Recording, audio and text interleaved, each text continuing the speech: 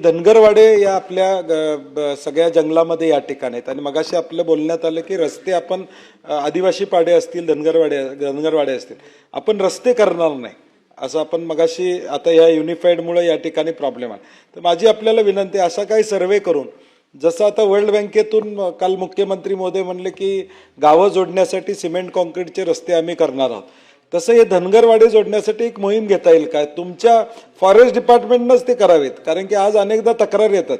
आता कोल्हापूरमध्ये शाहूवाडी असू दे, राधानगरी असू दे, गगनबावडा असू दे, सगळीकडे धनगर जायला रस्ता नाही. परवा एक बातमी आली 3 किलोमीटर जवळजवळ पेशंट खांद्यावरनं या ठिकाणी घ्यावं लागलं.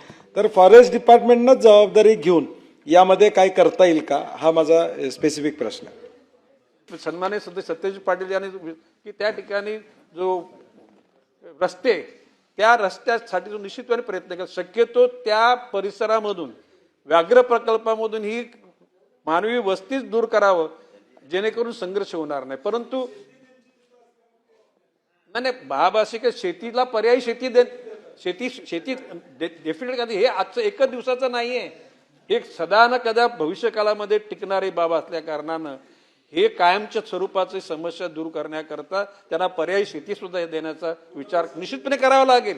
ही तात्पुरतं म्हणजे प्रश्नाचं उत्तर देणं नसतो, नाही तर समस्या ती कायमची सुटावी असा विचार शासनाचा आहे. गोकुळची बासुंदी पुन्हा खावीशी वाटतेय. खरं सांगू, मलाही खावीशी वाटतेय. पुन्हा पुन्हा खावीशी वाटणारी गोकुळ बासुंदी.